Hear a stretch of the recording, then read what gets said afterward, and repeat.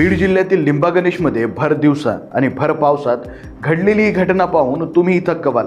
काही क्षणाची संधी साधत चोरट्यांनी शेळ्या चोरून नेल्याचा आरोप करण्यात आला होता आणि ही घटना CCTVमध्येही कैद झाली। ही संपूर्ण घटना परिसरात चर्चेचा विषय ठरली आहे। पाहूया हा विशेष रिपोर्ट।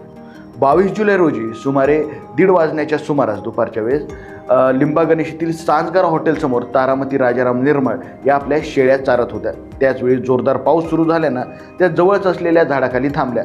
याच दरम्यान हॉटेलसमोर उभी असलेली पांढऱ्या रंगाच्या स्विफ्ट डिझायर गाडीमधील व्यक्तीनं शेळ्यांना भाकरीचे तुकडे टाकून त्या गाडीकडे आकर्षित केलं।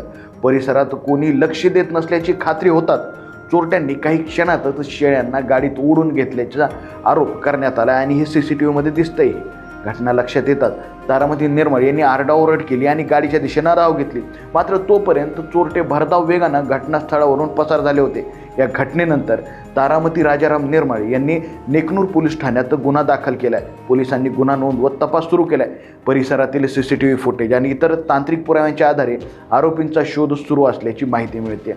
भर दिवसा आणि लोकवस्तीच्या परिसरात घडलेल्या प्रकारामुळे पशुपालकांमध्ये भीतीचं वातावरण निर्माण झालंय। आता या प्रकरणातील आरोपी पोलिसांच्या जाळ्यात कधी अडकणार याकडे सर्वांचं लक्ष लागलंय। अधिक अपडेटसाठी पाहत राहा लोकाशा TV। धन्यवाद।